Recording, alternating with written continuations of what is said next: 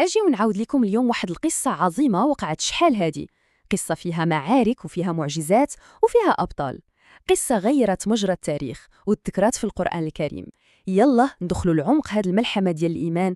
ياكم عمركم سولتوا راسكم هاد السؤال؟ كيفاش ممكن لواحد شاب صغير يعني مازال في بداية حياته يغلب عملاق وحش بصيغة إنسان، جيش كامل كان كيخاف منه وباش غيب حجرة واحدة؟ بقاو معانا باش تعرفوا الجواب. باش نفهموا القصة ديالنا مزيان خاصنا ضروري نرجعوا شوية باللور للسبب اللي خلى هاد الأحداث كلها توقع.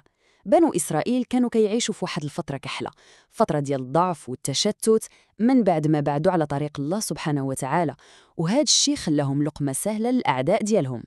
تصوروا معايا الوضع، جالوت ما كانش غير ملك ظالم، كان طاغية بكل معنى الكلمة. هو والجيش ديالو اللي ما كيرحمش، دخلوا عليهم، جراو عليهم من ديورهم، داو ليهم ولادهم كعبيد ودلوهم في أرضهم، يعني عاشوا القهر والظلم لواحد الدرجة ما كتصورش. أيوة، ملي وصلت فيهم العظم ما لقاو تا شي حل. الشيوخ والكبار ديالهم تجمعوا ومشاو عند النبي ديال ديك الفترة ورجاوه، قالوا ليه ابعث لنا ملكا نقاتل في سبيل الله، يعني بغينا قائد واحد اللي يجمع الشمل ديالنا ويوحدنا باش نقدروا نوضوا ندافعوا على راسنا ونسترجعوا الكرامة ديالنا. الطلب ديالهم كان صادق والجواب جا من عند اللي خلقهم، الله سبحانه وتعالى استجاب ليهم، والاختيار الإلهي وقع على واحد الراجل سميتو طالوت باش يكون هو الملك ديالهم. ولكن هاد الاختيار غادي يصدمهم كاملين. وهنا فين غادي يبان الفرق بين المعايير ديال بنادم والمعايير ديال الله. الناس ملي سمعوا سميتو ما عجبهمش الحال، قالوا كيفاش هاد السيد ماشي من عائله كبيره وما عندوش الفلوس، كيفاش غادي يكون ملك علينا؟ ولكن حكمه الله كانت في بلاصه اخرى تماما. الله اختاروا لجوج حوايج، العلم اللي عطانيه والقوه ديال الجسم ديالو. وباش الله يأكد لهم إنه هاد الاختيار من عنده هو ماشي اختيار ديال البشر، وقعت واحد المعجزة كبيرة قدام عينيهم. التابوت المقدس ديالهم اللي كانوا فقدوه من سنين طويلة رجع لهم، وماشي أي واحد جابه، الملائكة هي اللي كانت هزاه. صافي من اللي شافوا هاد الآية كل الشكوك تبخرت والقلوب اطمأنت. دابا عندهم ملك مختار من عند الله وشافوا معجزة بعينهم. طالوت جمع جيش كبير، ولكن هو كان عارف واحد الحاجة مهمة بزاف، القوة ماشي في القطرة ديال الرجال ولكن في الإيمان اللي في القلوب ديالهم. إيوا قبل ما يمشوا يواجهوا العدو كان خاصو يدير ليهم واحد الاختبار مصيري، اختبار غادي يبين شكون الصادق وشكون اللي غير تابع الموجة. تخيلوا معايا المشهد، عشرات الآلاف ديال الجنود واقفين، كلهم حماس وعزيمة، باغيين يرجعوا الحق ديالهم. جيش ضخم، منين نشوفوا تقول صافي النصر مضمون. ولكن العبرة ماشي في العدد. ملي كانوا في الطريق وصلوا لواحد النهار والجيش كان ميت بالعطش والحرارة، طالوت عطاهم واحد الأمر واضح وصريح من عند الله. قال لهم شوفوا، الله غادي يختبركم بهذا النهار، اللي غادي يشرب منه حتى يروى راه ماشي من الجيش ديالي، واللي غادي يصبر وما يشربش أو ياخد غير حفنة وحدة بيدو هو اللي غادي يكمل معايا الطريق. الاختبار كيبان سهل، ولكن في ديك اللحظة ديال العطش كان امتحان صعيب بزاف ديال الطاعة والصبر. والنتيجة كانت صدمة حقيقية. من دوك عشرات الآلاف الأغلبية الساحقة ما قدروش يسيطروا على راسهم وشربوا بلا قياس. عارفين شحال بقى مع طالوت؟ غير 313 واحد، جيش صغير بزاف ولكن كل واحد فيه عنده إيمان وصبر ديال جيش كامل. ايوه دابا وصلنا للحظة ديال بصح.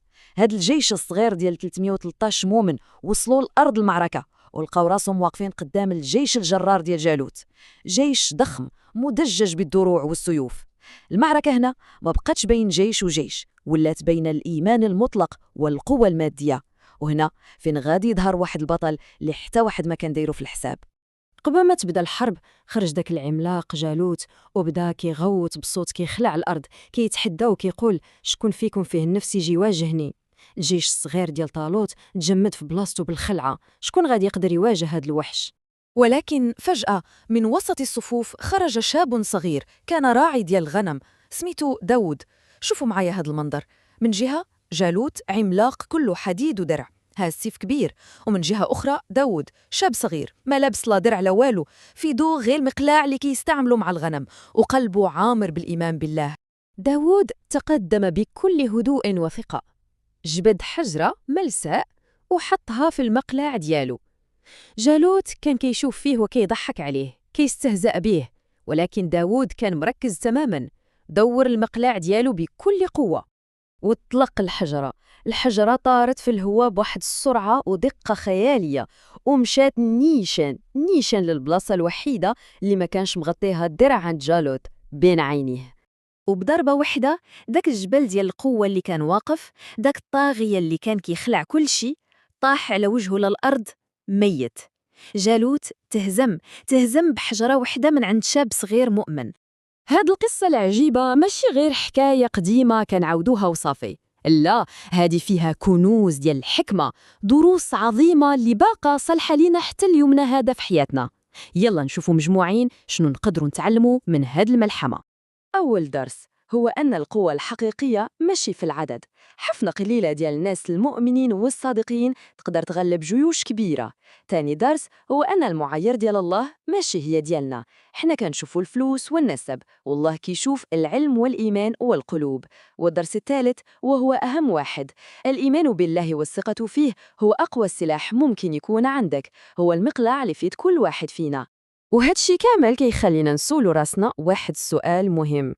كل واحد فينا عنده جالوت ديالو في الحياة، ممكن يكون هو الخوف أو شي مرض أو الفقر أو أي تحدي كيبان لنا كبير ومستحيل نتغلبوا عليه. هاد القصة كتورينا أننا حتى حنا بالإيمان ديالنا والثقة ديالنا بالله نقدروا نهزموا الجالوت اللي في حياتنا.